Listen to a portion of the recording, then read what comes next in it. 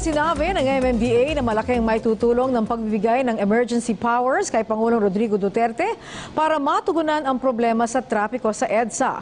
Ayon pa sa MMDA, bagamat nagawa na nila halos lahat na posibleng solusyon sa EDSA traffic, hindi maikakailang sobra ang volume ng mga sasakyang bumabagtas rito. Si Patrick De Jesus sa sentro ng balita.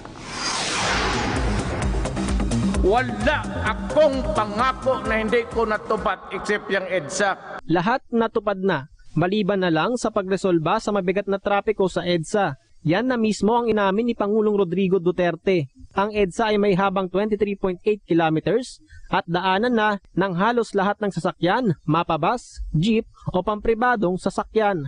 Pinakaapektado ng mabigat na trapiko ang mga commuter at driver na dumaraan sa naturang kalsada. Imbis na nasa bahay ako, bumibiyahe pa po ako ng matagal.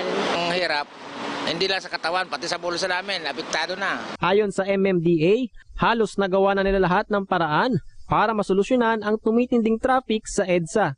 Ilan nga sa kanilang ipinatupad na ay pagbabawal ng provincial buses sa EDSA, pagtataas ng fine sa illegal parking at traffic violations, no contact apprehension policy, miski araw-araw na clearing operations. Ngunit talagang sobra na ang bumabiyahing mga sasakyan sa EDSA na may kapasidad lamang na 280,000 kada araw.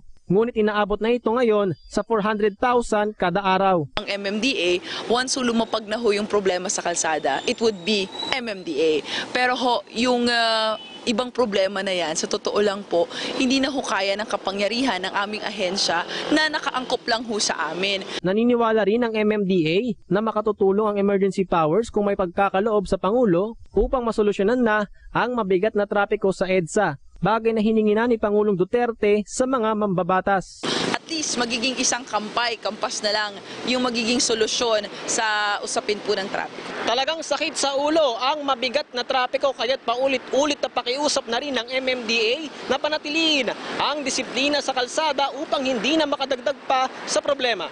Patrick De Jesus para sa Bayan.